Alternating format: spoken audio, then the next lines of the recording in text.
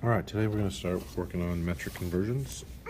And so the first thing we have to do is be able to determine the units that are used for each measurement. So if we want to measure the length or distance, we measure in meters. So that's our metric unit, which also is called a base unit. Now the SI units are an international system. So it's a French like System International. These are just used internationally. For the most part, I would stick with the metric units because those are the units that we'll be using in class. If you have a volume that is a liquid, we would measure that in liters. The SI units would be cubic meters.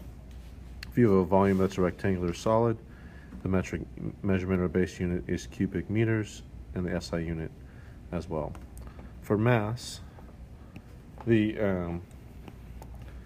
units is in grams. So if you want to take the mass or weigh something, the units will be in grams. However, the units for SI is in kilograms, and then time is measured in seconds, both with metric and SI. So I just want to draw your attention that the SI units are in kilograms, and then your volume, while we use liters in metric, we use cubic meters as well. Okay, but let's just focus on the metric units today. All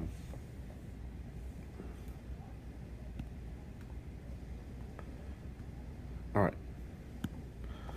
So here are the prefixes. So in front of base units, we can put prefixes. So for example, we can have like kilometer. So kilo is our prefix.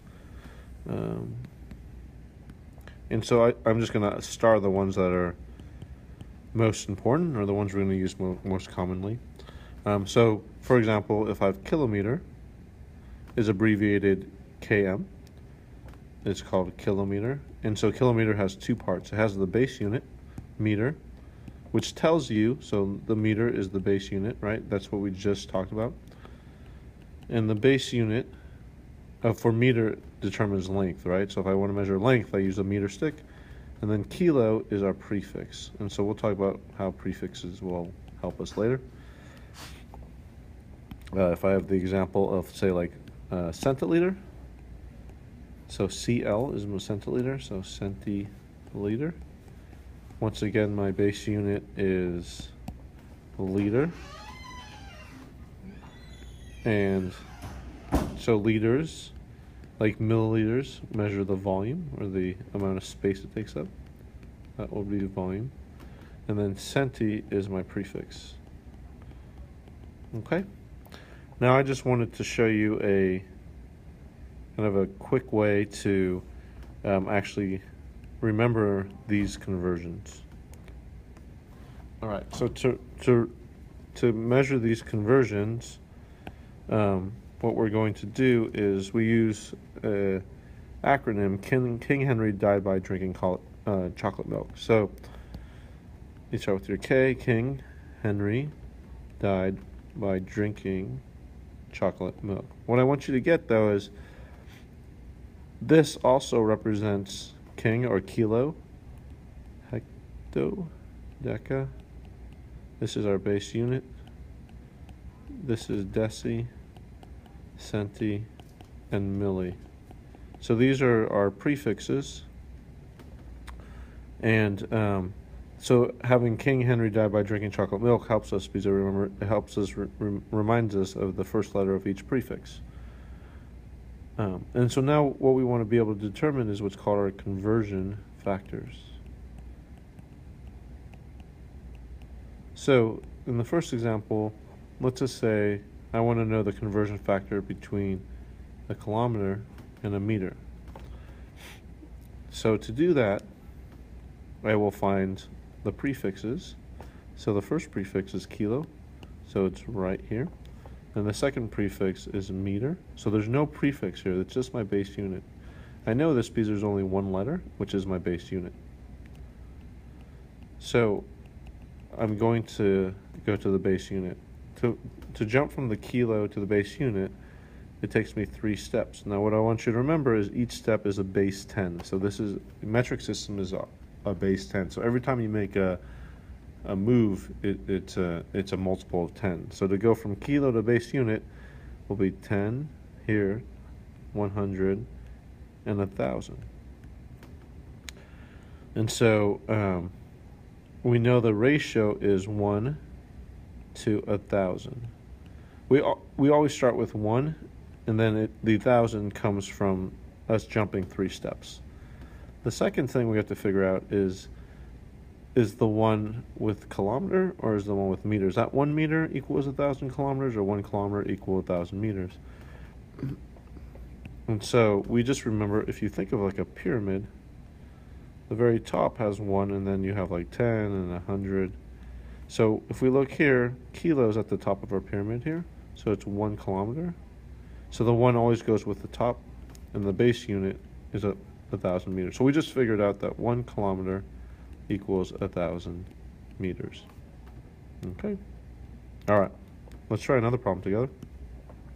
So my next problem, let's figure out the conversion.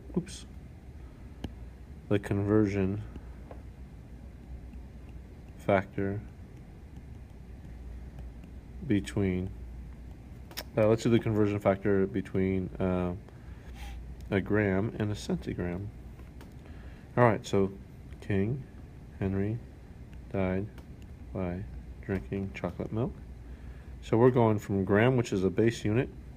So I'm going from here to centigram, which is right here. So that's my prefix centi. You got 1, 2, 3. So this is going to be 100. I did it 2 times. So the ratio will be 1 to 100. Now, because my base unit is above my centigram, my base unit is the one that will be with the number 1. So I have 1 gram for every 100 centigrams.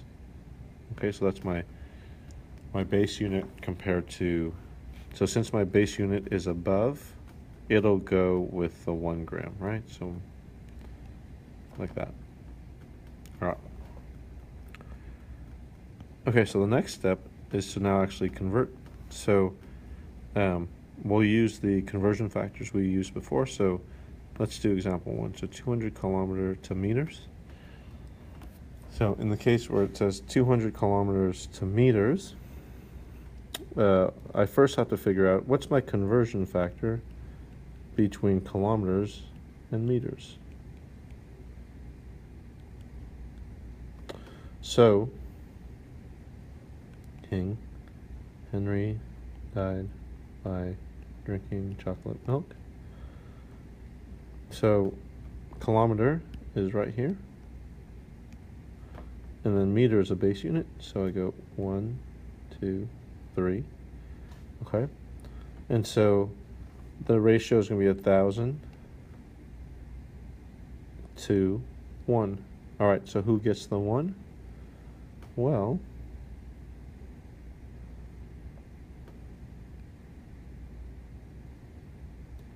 the 1 will go here to kilometers,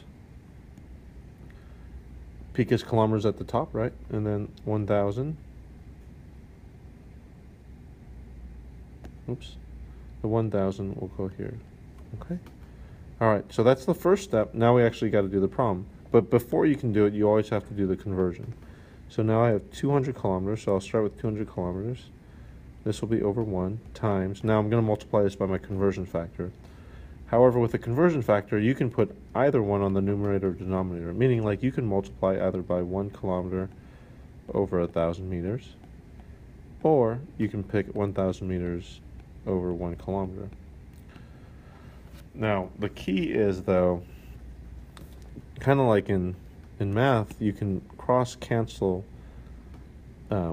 these units. So if I start with kilometer here, then kilometer here has to be down there. So I actually would use this, right? 1 kilometer over 1,000 meters. What this allows me to do is to cross-cancel this. Now, let me just give you an analogy. Like if I had 1 over 2 times 2 over 3, couldn't I cross-cancel these, right? So it'd be 1 over 3. The same thing, but now we're going to cross-cancel our units. So cross-cancel those. So by putting the kilometer in the denominator, it allows me to do this cross-canceling. Now I'm going to just multiply my fractions like normal. So I have 200 times 1,000.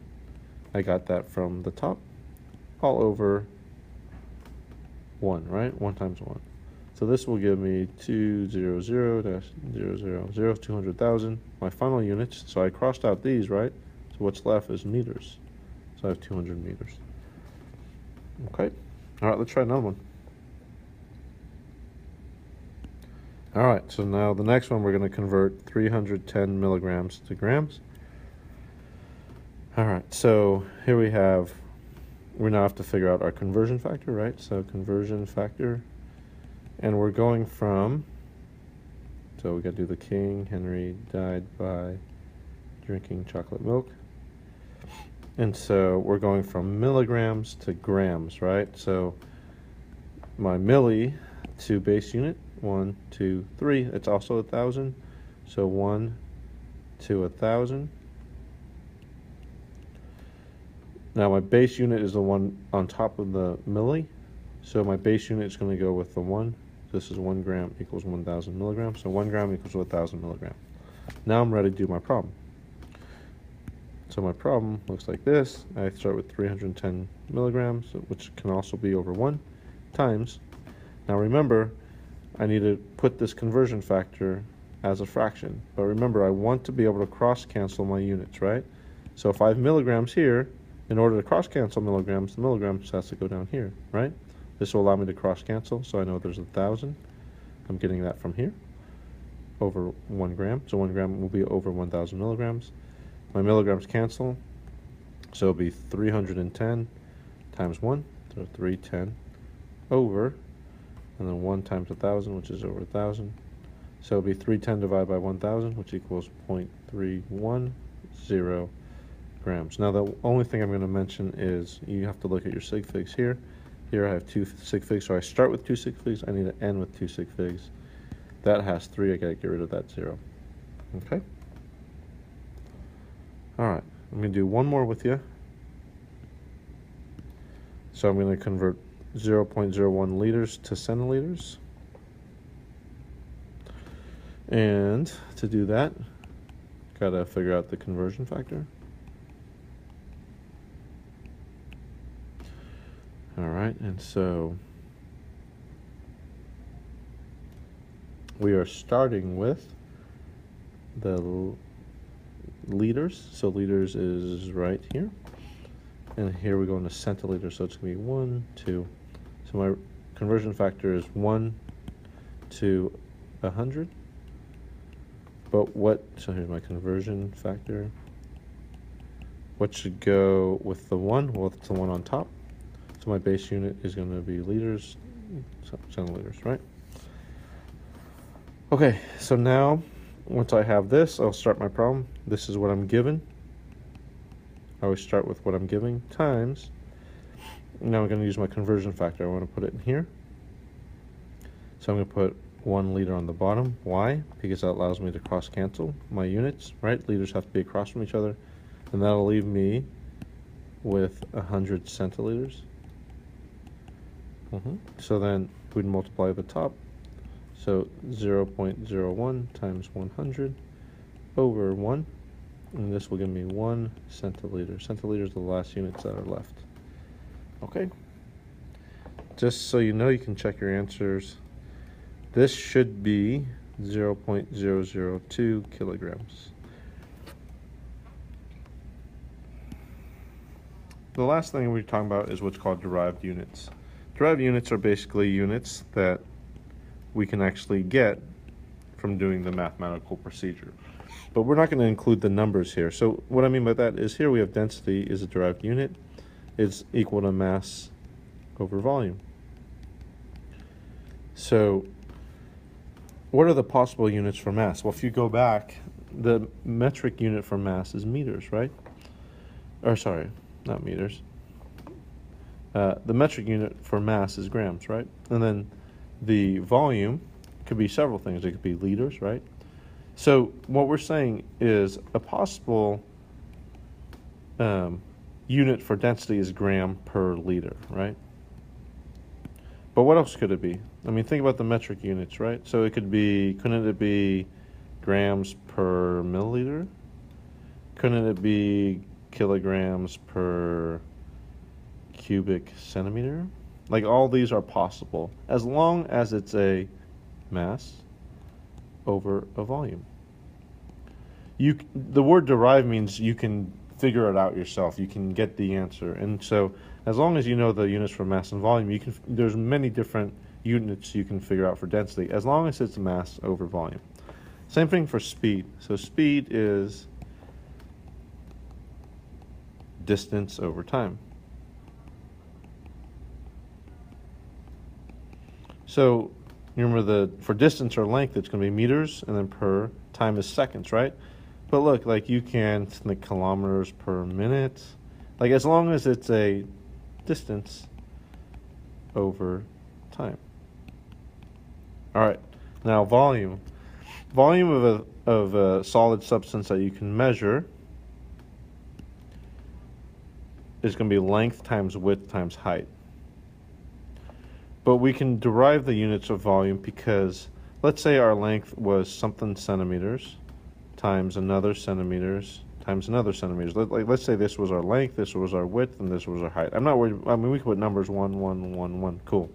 But I'm more worried about our units. Now, if I did 2 times 2 times 2, wouldn't that be 2 cubed, right? So if I do centimeter by centimeter by centimeter, wouldn't that be cubic centimeters? So that's how we figure out the volume. And how do you know it's cubic centimeters?